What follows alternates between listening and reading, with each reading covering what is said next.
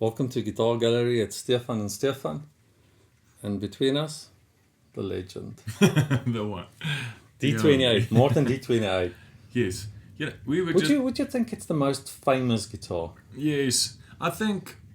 Let's say acoustic. Yes, I think if you tell someone, hey, I have an acoustic guitar. If you tell someone who doesn't know anything about musical instruments, if you ask someone, the layman on the street, hey, I've got an acoustic guitar, they're probably going to think of a Martin, this shape. It's one of the most famous companies in the world. It's one of the most famous guitar shapes in the world. Most copied shapes. Yes, absolutely. It's the most famous wood combination, rosewood and spruce. And then what you're seeing in your head is a Martin D28. I mean, there's endless, insanely talented and legendary artists who have played D28s over the years and still do. It's still one of the best selling Martins in the world. For a reason. And even if you don't know, I think if you're going to Google best guitar, you'll most probably come across a Martin D28. Yeah. I think, we're shooting out of the hip here, but if you Google, fact check us, but if you Google top 10 best acoustic guitars ever made, almost everyone has to have a D28 in there. You cannot talk about the best guitars ever without mentioning a legend like this. Yeah. And I think this is probably the most copied recipe ever. I mean, and the Dreadnought, we all know the role that Martin played in developing the Dreadnought as it is today, making it famous, and then sustaining its reputation. And Martin's build quality today is still what it was back then. I mean, it's just amazing. This guitar, it's lightly built. It sounds resonant. It sounds exactly like a D28. And this is now the reimagined D28. So it's got the scalloped bracing. Is it forward shifted as well? So yeah, I mean that's interesting. Well, we've got it's a high felt, nice thunderstorm in the background, so that's always exciting. In I think it was 2018, they came out with a reimagined D28, which my understanding is that's now the new standard. So you don't call this a reimagined anymore, but effectively it is. And so I remember we mentioned when we did the D28 reimagined a few years ago, which we were very excited. I know someone corrected me on one or two things, so apologies if we, just someone could just comment there what we've left out. But I'm a huge fan of scalloping the brace or forward shifted.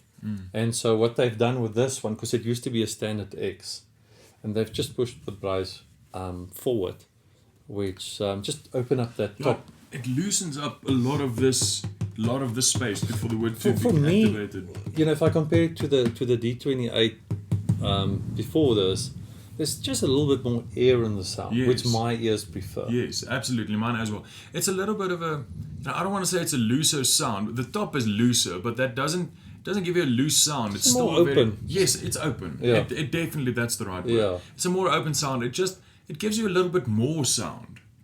It's a warmer sound to my ear, at least. I just like more pleasant on the ear for me. Yes, it's a little bit less sharp. The other D28, and it's such a subjective thing, but some players prefer that. It was quite punchy, and obviously that's brilliant in some applications. Yes. Just the way I play, I always preferred the the HD over the D28 for that reason. But when they did this, suddenly the difference wasn't as big as it used to be. It's like a half a step towards the HD. And I think it was, if I remember correctly, D28 was standard X, then HD was, I think it was forward shifted. Yes. And then HD28V was forward shifted scallop. Yes. I don't think you get the HD28V anymore.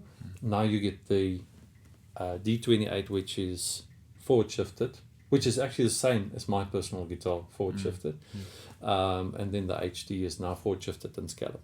But for me, we just when it, and we're talking millimeters. And I haven't built a guitar, but we're talking fractions here. Yeah, no, exactly. But it makes a difference that my ears prefer. Definitely. And again, it's a biased, subjective thing. Definitely. So don't take my word for it. It's also, I was thinking maybe Martin is keeping with the rising age of singer-songwriters at the moment. At the moment, the acoustic guitar is rising in popularity again, and singer-songwriter music is rising in popularity.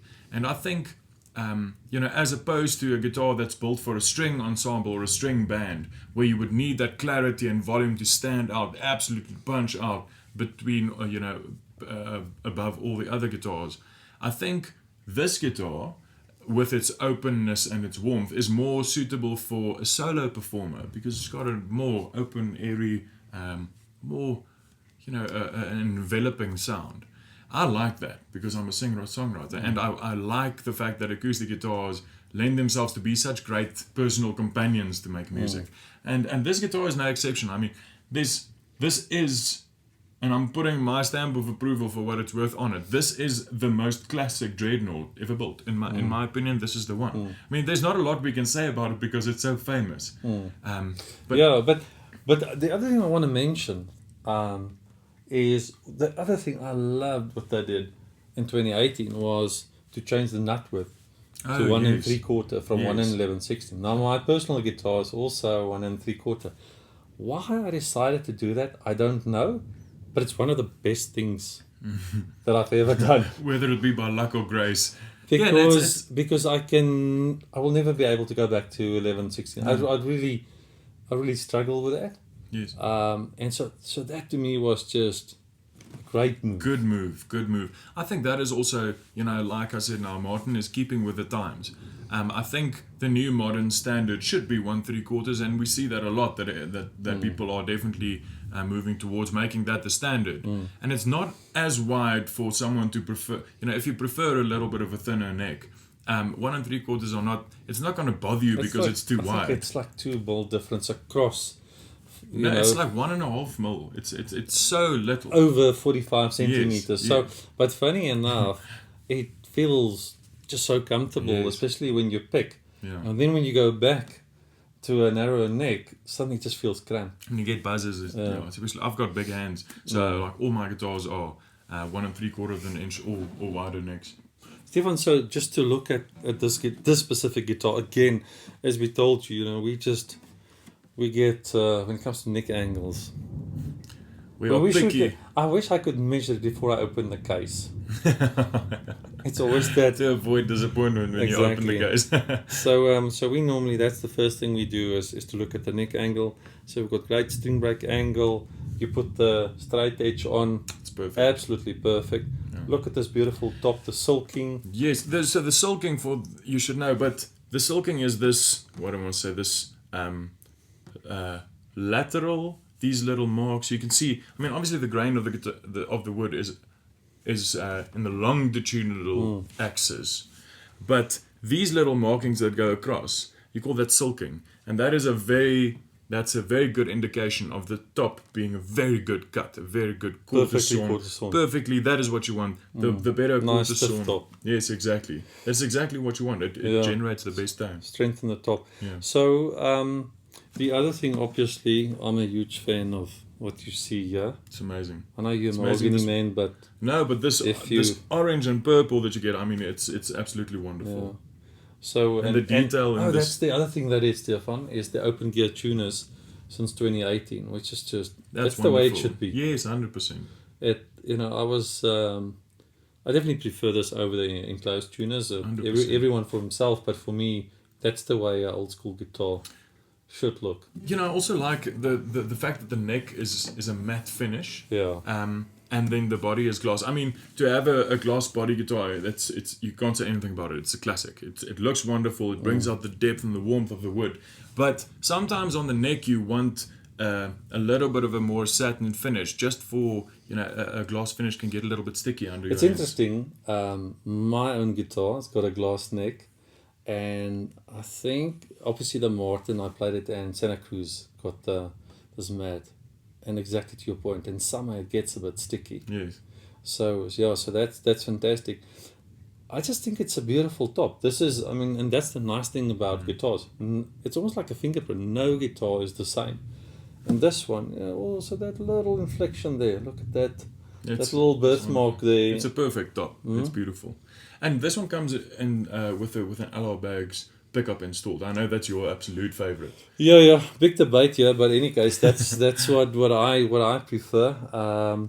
And you know, the installation, you can see there, it doesn't have that plastic piece in there, which I personally don't like. I think it's more, we like it this way. Yeah, I think it's more timeless. You can always replace it. You can put your pickup system in if you want to do that. But you know, you're not destroying the guitar. If Elon Musk finds out a new battery type, then you know, you don't have an issue here. But I just think it makes a guitar a bit more timeless, and I prefer it to be more plastic in. Yes, definitely. And I mean, this pickup is world class. I mean, Alloy Bags builds some of the best pickups in the world, which is only suitable for a Martin D28. So I mean, how do you mean it's only suitable for a Martin? It's not only suitable, but it's appropriate to match the world class pickup with a world class guitar. I'm sorry. Thank you for correcting me. I was like, it doesn't work on any other guitar. Yeah, what do you do? You want to buy a Martin HD28? But I think you're right. I think it really, you know, we prefer when it comes to pickups and amplification that it should only make the guitar louder, not different. Not change the characteristics. That's why go and buy something like this, and then your amplified tone is different. I mean, this is what you want to get out on the speakers. So I really think, and our job is obviously to sell guitars. So it's not hard when you have to sell guitars like this. Well, I think this guitar will sell itself. Yeah, no, obviously. And we've seen how detrimental that is for our business, for the business to not have a D28 in stock. No, because the calls come in, you have to have one. Everyone knows this. Yeah. Our colleagues in the market are going like, obviously. But and there's a big backlog, unfortunately, at the moment because of COVID, and it's difficult to get stock. So we're quite excited about this one. But I think if you've been looking for a Martin D28, then something special about this one. Listen to the clip as well. But this top is top class. It's you said it. Well, I mean, we can go on for hours. Yeah. The best is still for you to come and check it out yourself and see whether this guitar has your name on it. So. Anything you want to add about pickups or specific pickups?